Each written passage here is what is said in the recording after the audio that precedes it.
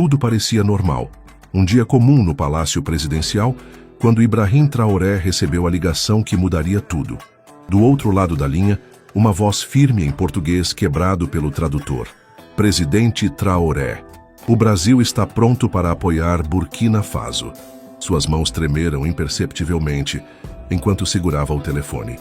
Há meses, as tropas francesas da Operação Barkhane exerciam pressão crescente sobre seu governo, ameaçando desestabilizar a frágil democracia que ele havia ajudado a construir após o golpe de 2022. Naquele mesmo momento, a 300 quilômetros dali, o coronel francês Jean-Baptiste Moreau supervisionava o carregamento de equipamentos militares na base de Camboinsin. Seus olhos azuis, endurecidos por décadas de operações no Sahel, observavam cada movimento com precisão militar. Os burkinenses não sabem com quem estão mexendo, murmurou para seu ajudante de ordens. A França mantinha presença militar no país há mais de uma década, e ele não permitiria que políticos inexperientes comprometessem os interesses estratégicos franceses na região. A tensão no ar era palpável.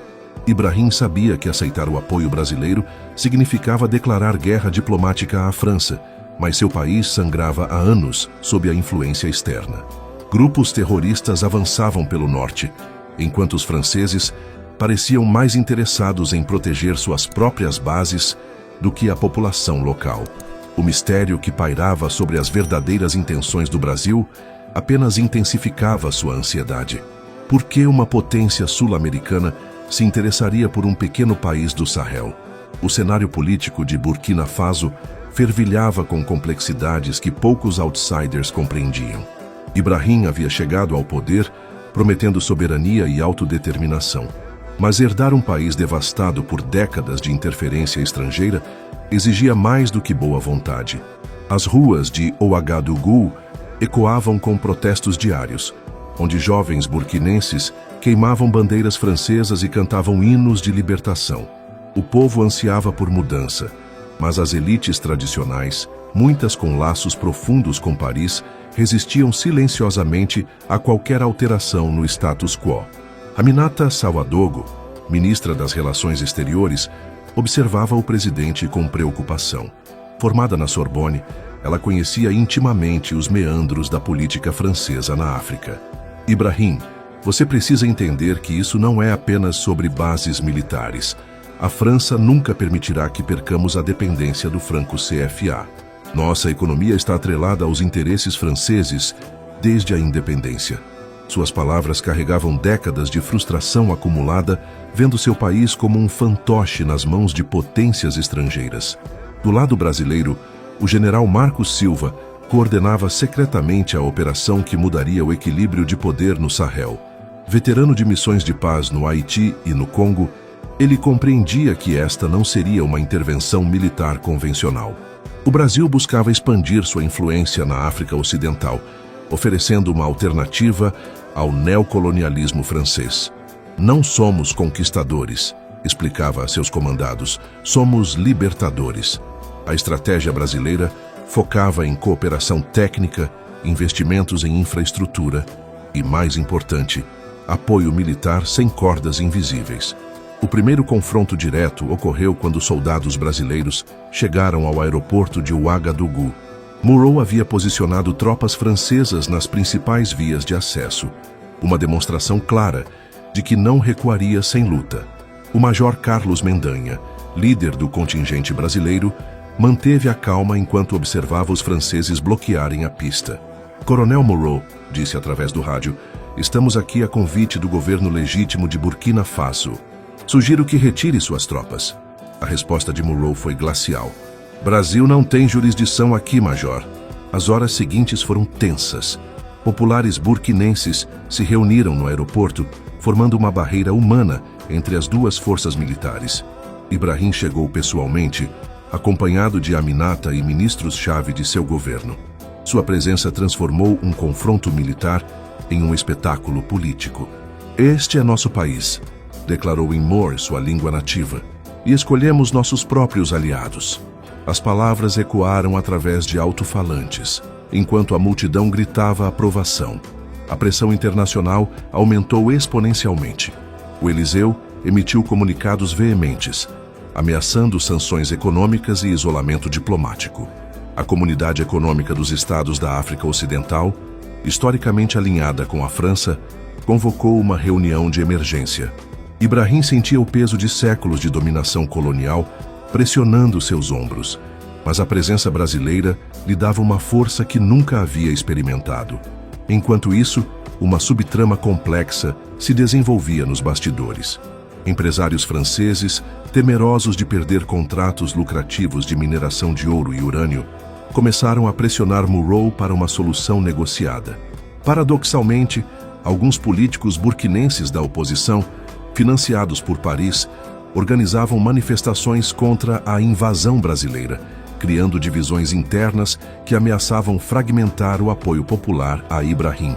O verdadeiro ponto de virada chegou quando documentos confidenciais vazaram para a imprensa internacional. Arquivos revelavam décadas de manipulação francesa na política burkinense, incluindo assassinatos de líderes que se opunham aos interesses de Paris. Thomas Sankara, o lendário presidente assassinado em 1987, havia sido eliminado com conhecimento e apoio francês. A revelação chocou não apenas Burkina Faso, mas toda a África Ocidental. Ibrahim não esperava essa reviravolta.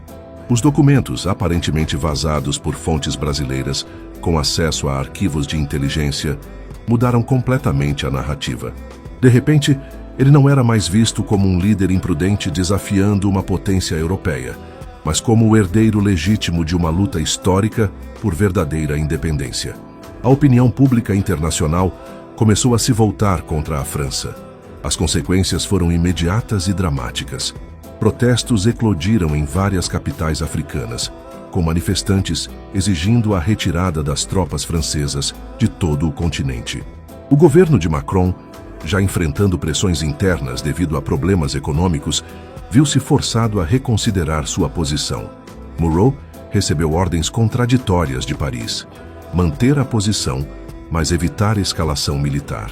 A situação se tornou insustentável quando soldados burkinenses, inspirados pela presença brasileira, começaram a cercar as bases francesas. Não houve violência, mas a mensagem era clara: a França não era mais bem-vinda. Ibrahim demonstrou maturidade política ao evitar confrontos diretos, permitindo que a pressão popular fizesse o trabalho diplomático. O crescimento pessoal de Ibrahim durante esta crise foi notável. O jovem capitão que havia liderado um golpe militar 2 anos antes se transformara em um estadista respeitado. Ele aprendeu a navegar águas diplomáticas turbulentas, equilibrando pressões internas e externas com sabedoria além de seus anos. Suas decisões não eram mais impulsivas, mas calculadas e estratégicas.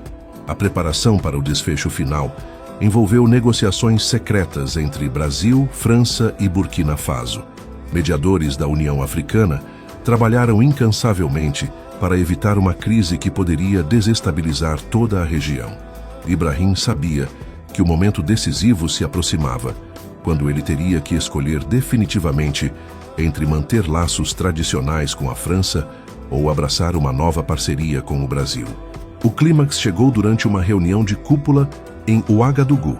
Ibrahim, Murrow e o general Silva se encontraram face a face. A tensão era cortante quando Ibrahim anunciou sua decisão final. A França tem 48 horas para começar a retirada de todas as forças militares do território burkinense. Murrow tentou uma última intimidação, mas o apoio brasileiro e popular era absoluto. Em uma reviravolta inesperada, vários países africanos anunciaram simultaneamente decisões similares, criando um efeito dominó que Paris não previra. A conclusão surpreendeu até os mais experientes observadores internacionais. A França, isolada diplomaticamente e pressionada por aliados europeus preocupados com a estabilidade regional, aceitou negociar uma retirada gradual. Ibrahim emergiu como um líder continental, símbolo de uma nova África que rejeitava o neocolonialismo. O Brasil estabeleceu uma presença respeitosa e mutuamente benéfica, oferecendo tecnologia, investimentos e conhecimento sem as cordas coloniais que amarraram o continente por décadas. 6 meses depois, Ibrahim observava do mesmo palácio onde tudo começara. As bandeiras brasileiras tremulavam ao lado das burkinenses, simbolizando uma parceria baseada em respeito mútuo. Aminata se aproximou, sorrindo pela primeira vez em anos. Conseguimos, Ibrahim. Conseguimos.